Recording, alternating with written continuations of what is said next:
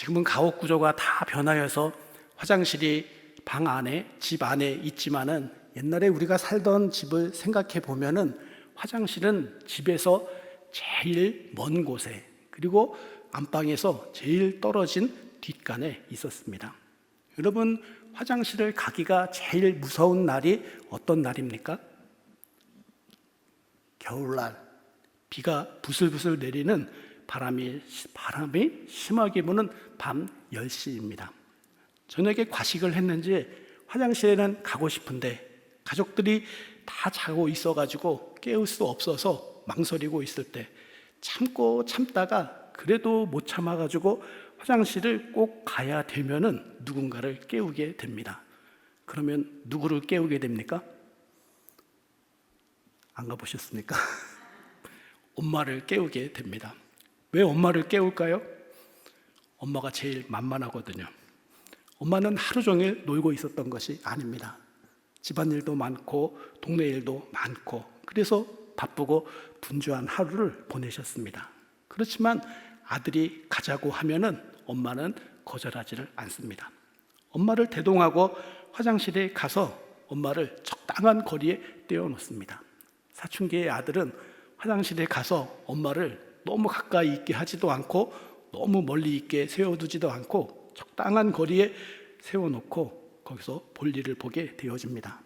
피곤한 엄마를 엄동설한 찬바람이 불어오는 바깥에 세워놓고도 엄마한테 조금도 미안한 마음을 갖지를 않습니다. 왜 그럴까요? 우리 엄마니까는 엄마한테는 미안한 마음이 안 들게 되어집니다. 그리고 화장실에서 이를 보면서 엄마의 존재를 끊임없이 확인을 하게 됩니다. 거기에서부터 엄마와 아들의 깊은 대화가 시작되어진다는 것입니다. 엄마, 갔어? 안 갔어? 가지마. 절대 가면 안 돼. 알았어. 그래도 조금 있으면 불안하니까는 다시 엄마의 이름을 부르게 됩니다. 엄마, 갔어? 아니요, 안 갔어. 걱정 마. 엄마가 있는 것을 확인하고 나면은, 그리고 엄마가 지키고 있는 것이 믿어지게 되어지면은 화장실에, 불도 없는 화장실에 있지만은 조금도 걱정이 없고 그리고 무서움이 없게 되어집니다. 엄마만 있으면 무서울 것도 없고 그리고 엄마만 있으면은 두려울 것이 없는 것입니다. 엄마가 지켜주고 그리고 엄마가 보호해주고 엄마가 막아주기 때문에 그렇습니다. 예전에 인터넷에 유튜브에 보니까는 한 초원에 그 굶주린 암사자가 이렇게 등장하게 되었습니다. 그래서 이 굶주린 마음에 이 암사자가 동물들을 표적으로 먹을거리를 찾게 되어지는데 누가 표적이 되어졌냐면 버팔로와 얼룩말이 표적이 되어지고 말았습니다. 이 암사자가 어린 버팔로 한 마리를 표적으로 삼고 기습적으로 공격을 하기 위해서 무서운 속도로 달려들게 되어지니까는 그 주위에 있던 이 얼룩말들과 그리고 버팔로들이 다 도망을 치게 되었습니다. 그런데 이 어린 버팔로가 뒤에 처지게 되어져서 이 암사자가 기습적으로 그 위에 달려들게 되어지는데 그 버팔로, 어린 버팔로가 암사자의 그 먹이가 되어지고 나니까는 그 앞에 달려가고 있던 엄마 버팔로가 가던 길을 멈추고 갑자기 휙 돌아서는 것이었습니다. 그리고는 그 자기 아기를 감싸고 덮치고 있는 암사자를 향해서 겁없이 달려들어 가지고는 발길질을 하는 것이었습니다. 이 암사자가 너무 놀래가지고 주춤이다가 이 엄마가 과감하게 달려드는 것을 보면서 너무 놀래서 도망가는 것을 보곤 하였습니다. 여러분, 이 세상에서 엄마가 함께 있다면 무서울 것이 없고 그리고 겁날 것이 없는 것입니다. 엄마가 지켜주고 그리고 엄마가 보호해주고 그리고 엄마가 해결해 줄 것을 믿기 때문에 그렇습니다. 성도 여러분, 이 세상에서 가장 담대한 사람은 누구이겠습니까? 이 세상에서 가장 담대한 사람은 하나님과 함께 있는 사람입니다. 하나님께서 그를 지켜주시기 때문에 그렇습니다. 이 세상에서 가장 부유한 사람은 누구입니까? 이 세상에서 가장 부유한 사람은 하나님께서 함께 하시는 사람입니다. 세상에서 가장 부유하신 분은 하나님이시기 때문에 그렇습니다. 하나님은 넉넉하시기 때문에 주님과 함께 있는 사람에게는 부족함이 없는 것입니다. 주님과 함께하는 사람에게는 빈약함이 없는 것입니다. 형편이 어려워지면 사람들은 떠나가기 마련입니다. 하지만 아무리 어려워도 하나님은 우리를 홀로 두시는 분이 아니시라고 하는 것입니다. 우리를 지켜주시는 분은 오직 하나님이시라고 하는 것입니다. 저에게 행복이 어디에 있느냐고 물으신다면 행복은 주님 안에 있다고 말씀드리겠습니다. 우리가 물질에서 행복을 찾으려고 하면 행복은 신기루와 같이 잡힐 듯이 안 잡힌다는 것입니다. 그러나 주님 안에 있으면은 가난하면 가난한 대로 행복하고, 그리고 부유하면 부유한 대로 행복해지는 것입니다. 그것은 주님이 우리를 지켜주시고 주님이 우리를 인도하여 주시기 때문에 그렇습니다.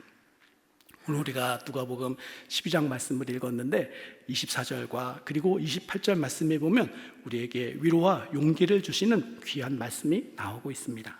24절 말씀에 보면 이렇게 말씀하시는 것입니다. 골방도 없고 창고도 없으되 하나님이 기르시나니.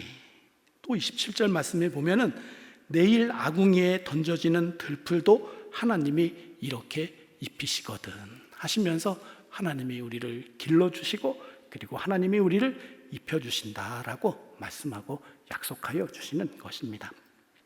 오늘 말씀에 보면은 예수님께서 까마귀와 그리고 백합화를 등장시키셔서 하나님의 돌보심과 그리고 하나님의 사랑을 설명해 주시고 계십니다. 까마귀는 어떤 동물입니까? 까마귀는 이스라엘 사람들에게 부정한 동물로 취급되어지는 그런 새입니다. 왜냐하면 까마귀는 황폐한 곳에 살고 그리고 썩은 고기를 먹기 때문에 부정한 동물로 취급을 받아서 식용으로도 사용되어지지 않는 것이 바로 까마귀라는 것입니다. 까마귀는 이스라엘 사람들에게만 이렇게 부정적으로 부정한 동물로 취급되어지는 것이 아닙니다. 한국 사람에게도 까마귀는 얼마나 과시를 받는지 모릅니다. 아침에 까치가 오면은 반가운 사람이 올 것이라고 까치가 오면은 환영을 하지만은 까마귀는 나쁜 일을 몰고 오는 흉조로 여겨져서 아침에 까마귀가 집 앞에 와서 울면은 재수 없다는 핀잔을 아무 잘못한 것도 없이 들어야 되는 것이 바로 까마귀라고 하는 것입니다. 사람들은 부정하다고 해서 이렇게 까마귀를 멀리하고 그리고 까마귀를 안 좋게 여기지만은 하나님께서는 그 까마귀를 돌보지 않으시는 것이 아니라는 것입니다. 하나님은 사람들에게 거절받는 까마귀도 귀하게 돌보아 주시는 것입니다. 그러면 백합화는 또 어떻습니까? 오늘 말씀에 나오는 이 백합화는 우리가 아는 예쁜 아름다운 백합화를 이야기하는 것이 아닙니다.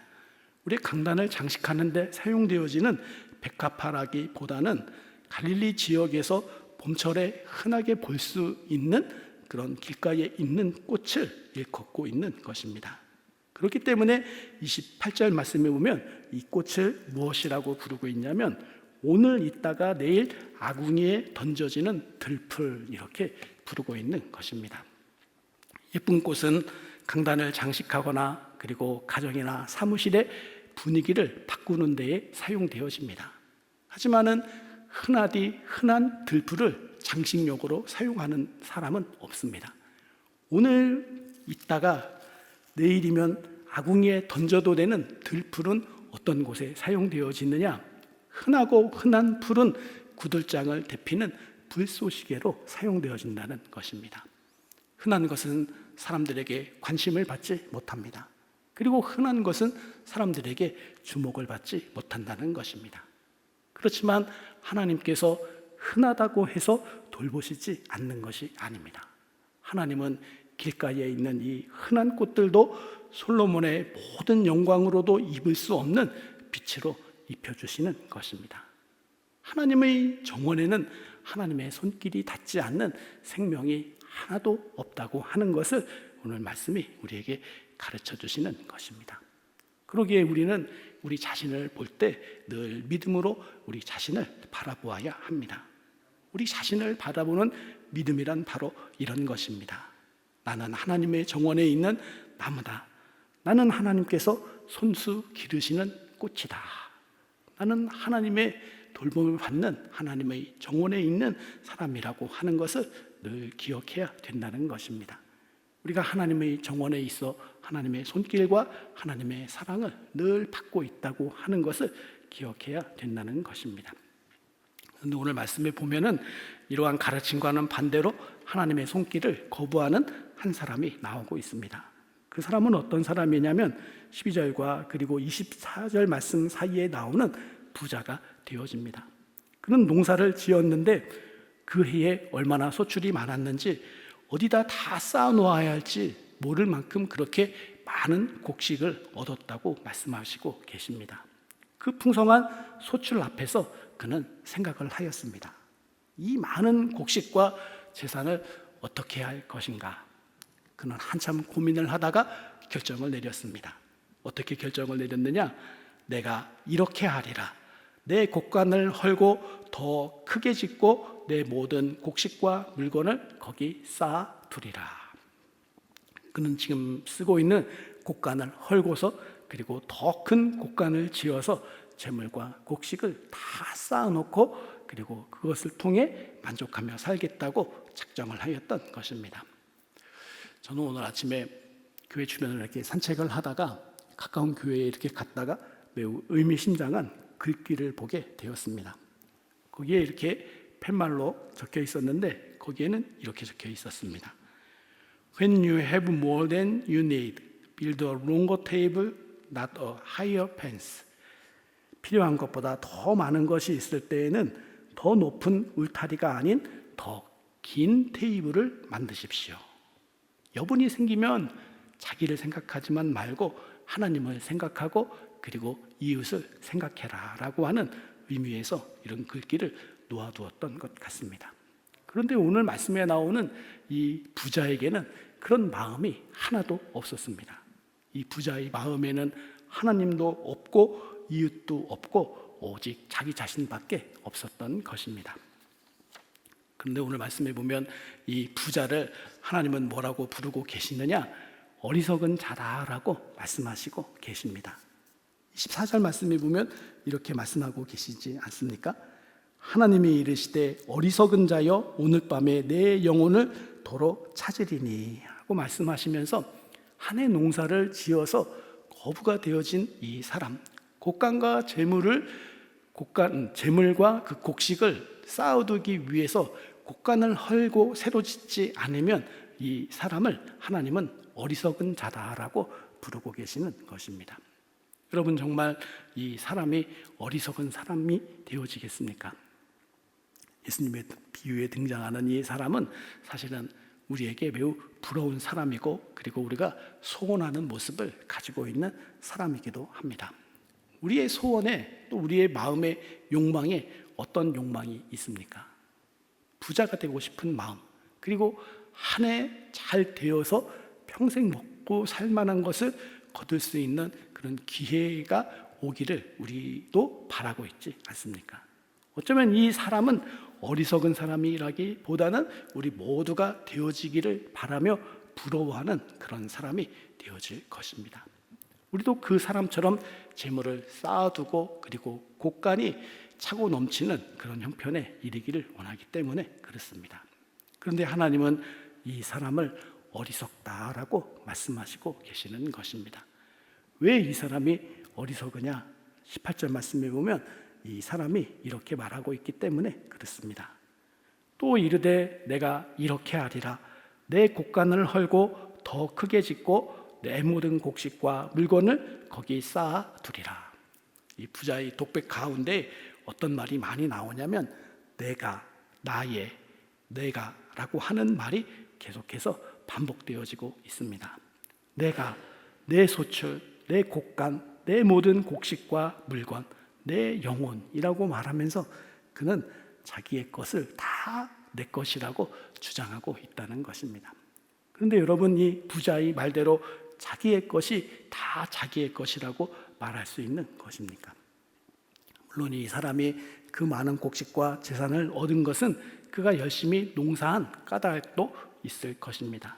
그런데 그 전에 하나님께서 그가 풍년을 맞이할 수 있도록 은혜를 주시고 그리고 선물로 주셨기 때문에 그것은 가능했던 것입니다. 하나님께서 좋은 날씨를 주시고 그리고 좋은 환경을 마련하여 주셨기 때문에 풍성한 결실을 얻을 수 있었다는 것입니다. 이 사람의 노력 이전에 하나님의 은혜가 있었기 때문에 그는 풍성한 결실을 얻을 수 있었던 것이기 때문에 자기의 것이라고 말할 수가 없는 것입니다. 하나님께서 은혜를 주셨다고 하는 점에 있어서 이 풍성한 결실은 하나님의 선물이면서 하나님의 은혜가 되어지는 것입니다. 그런데 하나님의 은혜에 대해서 그리고 하나님의 선물에 대해서는 조금도 관심이 없기 때문에 하나님은 이 사람을 어리석다라고 말씀하시는 것입니다. 두 번째로 이 사람을 어리석다라고 말씀하시는 것은 세상에는 내 것이라고 주장할 수 있는 것이 하나도 없기 때문에 그렇습니다. 주님은 이 부자에게 뭐라고 말씀하시고 계시느냐? 내 영혼을 도로 찾으리라 라고 말씀하시는 것입니다. 이 부자는 자기의 영혼이 자기의 것인 줄로 알았습니다. 그런데 이 영혼도 자기의 것이 아니라 바로 영혼의 주인이신 하나님의 것이라고 하는 것입니다. 영혼과 이 생명조차도 주님께서 우리에게 잠시 선물로 주신 것이라고 하는 것입니다. 이 사람이 왜 어리석은 사람이라고 하는 칭호를 얻게 되어지느냐? 진정한 주인이신 하나님을 모르기 때문에 하나님은 그를 어리석다라고 말씀하시고 계시는 것입니다. 하나님께서 그를 어리석다라고 하시는 것은 19절 말씀과도 연결되어지고 있습니다. 19절 말씀에 보면 많은 곡식을 쌓아놓은 이 사람이 이렇게 말하고 있습니다. 또 내가 내 영혼에게 이르되 영혼아 여러 해 쓸 물건을 많이 쌓아두었으니 평안히 쉬고 먹고 마시고 즐거워하자 하리라 라고 말하고 있는 것입니다. 이 19절 말씀에서 우리의 눈길을 끄는 단어가 하나 있는데 그것은 바로 이 평안이라고 하는 말입니다. 이 부자는 평안은 어디에서 오느냐? 많은 재산과 그리고 많은 물질에서 온다고 여겼던 것입니다. 그러기에 물질도 많고 곡식도 많으니 당연히 자기에게는 평안이 올 것이라고 여겼던 것입니다. 그렇지만 이 사람이 한 가지 생각하지 못한 것이 있습니다. 많은 재산이 있고 많은 곡식이 있을 때는 조금 평안할 수가 있지만은 곡식이 점점 줄어들고 그리고 재산이 점점 줄어드는 것을 보고 있으면 자기가 누렸던 그 평안도 점점 줄어들게 될 것이라고 하는 것을 미처 깨닫지 못하고 있다는 것입니다. 평안은 물질과 그리고 재산의 선물이 아니라 하나님과의 교제로부터 오는 선물인데 이 평안의 출처를 온전히 알지 못하고 있기 때문에 하나님은 이 사람을 어리석다라고 말씀하시고 계시는 것입니다. 오늘 우리가 읽은 누가복음 12장 말씀에서 가장 많이 나오는 말어 중에 하나가 이 염려라고 하는 말이 되어지고 있습니다. 부자가 이렇게 더 큰 곡간을 지으려고 한 그 동기에는 그리고 이 애써 모은 곡식을 잃어버리지 않기 위해서 새로 곡간을 지으게 되어지는 이 동기에도 어쩌면은 불안과 염려가 있었기 때문에 그러하였을 것입니다. 여러분, 우리도 불안이 찾아올 때가 있고 그리고 염려가 찾아올 때가 있지 않습니까? 그런데 이 부자는 이런 불안과 염려를 부와 재산과 그리고 재물과 소유로 막아낼 수 있다고 여겼던 것입니다. 이 부자가 가졌던 이런 기대는 단순히 부자에게만 있는 기대와 그리고 생각만은 아닐 것입니다. 부자가 아닌 가난한 사람도 내가 평안하지 못한 것은 재물이 없기 때문이다라고 생각하기 때문에 이 부자의 생각이 부자만의 생각이라고 할 수는 없다고 하는 것입니다. 여러분, 염려와 이 불안이 정말 어디로부터 생겨나며 그리고 어디로부터 찾아오게 되어지는 것입니까? 오늘 말씀에 보면은 주님은 하나님께서 기르신다 그리고 하나님께서 입혀주신다라고 말씀하여 주시고 계십니다. 염려와 불안은 어디로부터 생겨나게 되어지느냐? 하나님께서 기르신다고 하는 것을 그리고 하나님께서 입히신다고 하는 것을 믿지 못하는 불신앙에서 나온다고 하는 것입니다. 염려는 어디에서 생겨나느냐? 염려는 하나님을 배제한 자기 중심적인 생각에서 염려가 생겨나게 된다는 것입니다. 내가 해결하고 내가 풀어야 된다라고 하는 것이 주체적인 생각인 것 같지만은 그렇게 자기를 중심으로 생각하면 늘 염려와 불안이 떠나지 않는 그런 상태가 되어지고 만다는 것입니다. 신앙은 이렇게 자기 중심적으로 생각하는 것이 아니라 하나님 중심적으로 생각하는 것입니다. 재물과 그리고 환경이 그리고 나의 의지가 나를 지켜주는 것이 아니라 하나님께서 은혜로 나를 지켜주시고 그리고 하나님께서 그의 선하신 손길로 나를 지켜주신다고 하는 하나님 중심적으로 생각하는 것이 바로 믿음이라고 하는 것입니다. 염려는 환경이 가져다주는 소산이라고 하는 것입니다. 염려는 불신과 교만으로부터 나오는 죄라고 하는 것입니다. 우리는 오늘 말씀에서 주님께서 기르시나니라고 하시는 말씀처럼 주님께서 우리를 기르시고 그리고 우리를 책임지시고 그리고 우리를 인도하신다고 하는 것을 믿어야 되겠습니다. 염려와 불안 가운데 살아가고 있는 우리가 이 염려와 그리고 불안이 찾아오게 되어지면 기도해야 되는데 마음에 짐이 많으면 기도하기가 어려울 때도 있습니다. 이렇게 기도하기가 어려울 때 어떻게 해야 되느냐? 오늘 말씀해 보면 주님은 까마귀를 보라 그리고 백합화를 보라라고 말씀하시고 계시는 것입니다. 까마귀를 보라 그리고 백합화를 보라라고 하시는 이 주님의 명령은 염려에 쌓여 있지 말고 밖에 나가서 머리를 식혀라라고 하시는 말씀이 아닙니다. 까마귀를 봐라 그리고 백합화를 봐라라고 하시는 이 주님의 말씀은 까마귀와 같이 그리고 백합화를 이렇게 보면서 나는 일하지 않고 살아갈 수 있는 길은 없을까라고 하는 불로소득의 길을 모색해 보라는 말씀도 아닙니다. 까마귀를 생각하여 보라 그리고 백합화를 보라라고 하시는 말씀은 하나님을 보아라라고 하시는 명령인 것입니다. 하나님의 손길은 보이지 않고 그리고 하나님의 은혜는 우리 눈에 보이지 않을 때가 많이 있습니다. 그렇지만 까마귀와 백합화 아무도 돌보지 않고 아무도 관심을 두지 않는 생물에게도 입히시고 그리고 먹이시는 것을 보게 되어지면 우리는 하나님의 선하신 손길이 그리고 너그러운 손길이 우리 가까이에 있는 것을 알게 되어지고 그리고 믿게 되어진다는 것입니다. 창고도 없고 그리고 골방이 없어도 건강하게 생겨나고 자라나고 있는 까마귀와 백합화를 보게 되어질 때 기르시고 그리고 입히시는 하나님을 보게 되어진다는 것입니다. 주님이 지극히 작고 적은 그런 생물까지도 돌보신다고 하는 것을 믿게 되어질 때 우리는 하나님을 의지하고 또 하나님을 바라는 그러한 삶으로 나아갈 수 있다는 것입니다. 저는 오늘 말씀의 제목을 하나님께서 기르시니라고 정해 보았습니다.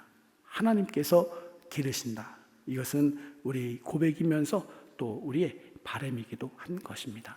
우리가 여기까지 올 수 있었던 것은 우리의 힘이 충만하였기 때문에 또 우리의 지혜가 풍성하였기 때문에 그러한 것이 아닙니다.